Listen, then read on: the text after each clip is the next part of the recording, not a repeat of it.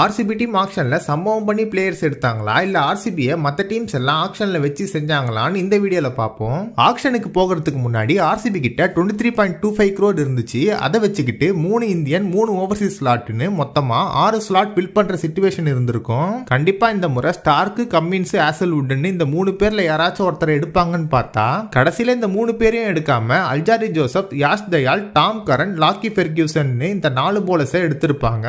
Bro, இந்த போலர்ஸ்க்கு என்ன குறை? எல்லாருமே நல்ல போலர்ஸ் தானே நீங்க கேட்கலாம். ஆனா இந்த போலர்ஸ் எல்லாம் பெரிய கிரவுண்ட்லயே கொஞ்சம் பிரஷரான சிச்சுவேஷன் வந்தா ரன்ஸை வாரி வாரி கொடுப்பாங்க.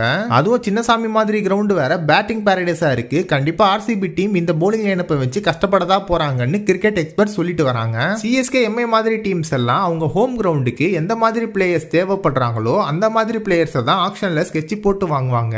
ஆனா ஆர்சிபி ஹோம் கிரவுண்டான சின்னசாமி ஸ்டேடியம்ல யாரு பவுலிங் போட்டாலும் அடிக்க தான் போறாங்க. சோ கண்ணை மூடிக்கிட்டு இங்கி பிங்கி பாங்கி போட்டு ஆக்ஷன்ல ஆர்சிபி டீம் பிளேயர்ஸ் எடுத்த மாதிரி தான் தெரியுது. ஆனா Alzarri Joseph CPL SA T20 லீக்ல ஃபேஃபோட டீம்ல ப்ளே பண்றதால ஃபேஃப் தான் அவரை எடுக்க சொல்லி இன்ஃப்ளூயன்ஸ் பண்ண மாதிரி இருக்கு.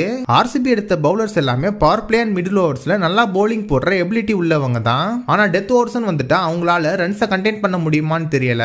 ஆர்சிபி இந்த ஆக்ஷன்ல 4 ஃபாஸ்ட் பவுலர்ஸ் கூட ஆல்ரவுண்டர் ஆப்ஷனுக்காக ஸ்வப்னல் சிங்கையும் பேட்டிங் ஆப்ஷனுக்காக சௌரவ் சஹானையும் பேக்கப் பிளேயர்ஸா எடுத்திருக்காங்க. ஓவரால் ஆர்சிபியோட ஸ்குவாட பார்க்கும்போது பில்டிங் ஆன பேட்டிங் ரொம்பவே ஸ்ட்ராங்கா இருக்கு. பட் பேஸ்மெண்ட் ஆன பவுலிங் ரொம்பவே வீக்கா தெரியுது. ஃபாஸ்ட் பவுலர்ஸ் கூட பரவாயில்லன்னு பார்த்தா ஸ்பின்னர்ஸ்ல கரண் சர்மா, மயங்க் டங்கர் சொதப்பிட்டா வேற வழியே இல்லாம மேக்ஸ்வெல் தான் பவுலிங் போட்டாகிற சிச்சுவேஷன்ல திரும்பவும் ஆர்சிபி டீம் வந்திருக்காங்க. அசரங்காவை ஆர்சிபி டீம் லாஸ்ட் ஆக்ஷன்ல 10 கோடிக்கு எடுத்திருப்பாங்க. ஆனா இந்த ஆக்ஷன்ல அவரை 1.5 crore பேஸ் பிரைஸ்ல SRH எடுத்திருப்பாங்க. ஆர்சிபி அசரங்காவை எடுக்காம விட்டது அவங்களுக்கு பேக் ஃபயர் ஆகுமா இல்ல இந்த பவுலிங் யூனிட்டை வச்சு சின்னசாமி கிரவுண்ட்ல சரித்திரத்தை மாத்தி மேட்சஸ் வின் பண்ண போறாங்களா? நீங்க என்ன நினைக்கிறீங்கன்னு கமெண்ட்ல சொல்லிட்டு போங்க.